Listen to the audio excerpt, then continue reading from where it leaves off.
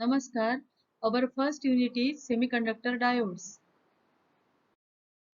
The different topics we are going to cover are what is intrinsic and extrinsic semiconductor, what is n-type semiconductor, what is p-type semiconductor, formation of the p-n junction, and diode symbol and terminals.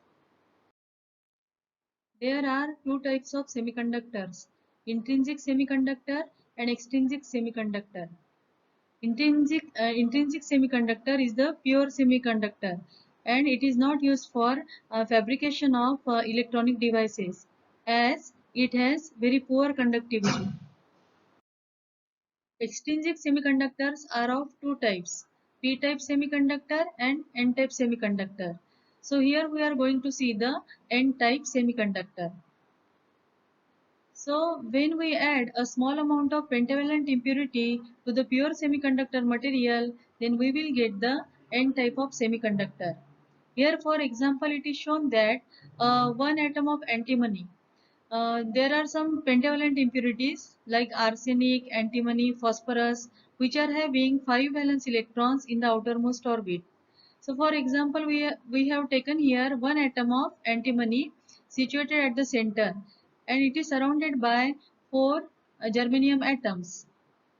So out of the 5 valence electrons of the antimony, 4 valence electrons forms 4 covalent bonds with the neighboring germanium atoms, neighboring 4 germanium atoms. And fifth valence electron of antimony remains free for conduction.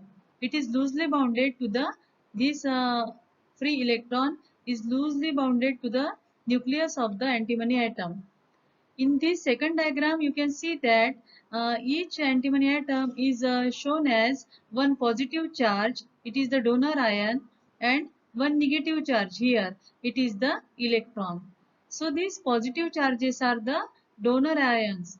When antimony atom donate one electron for conduction, it acquires positive charge and it is called as donor ion. And this negative charge at the top denotes the free electron. One antimony atom, each atom donate one electron for conduction. Now we have to see the p-type semiconductor. When a trivalent impurity like aluminum boron are added to the pure semiconductor, we get the p-type semiconductor.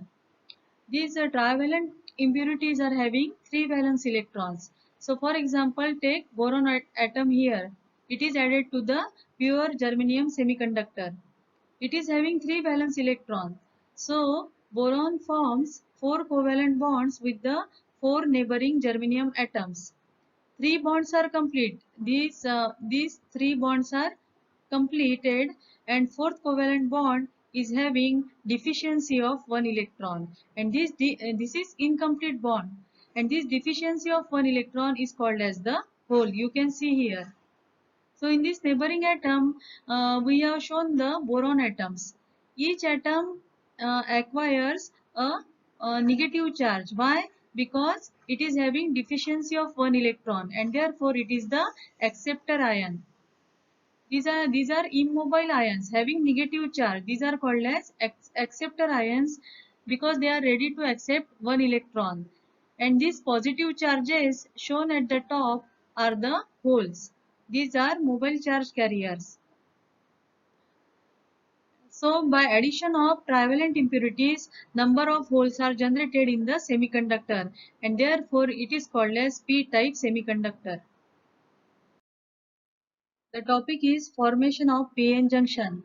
In a piece of semiconductor material, when p-type of impurity is added to the one half of the semiconductor material and n-type impurity is added to the other half of the semiconductor material, a p-n junction is formed at the contact surface. In the n side, there is plenty of electrons, and on the p side there are plenty of holes.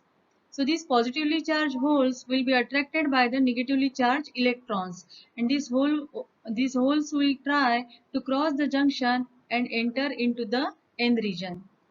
Similarly, the negatively charged electrons in the N region will be attracted by the positively charged holes in the P region, and these electrons will try to diffuse to the P region.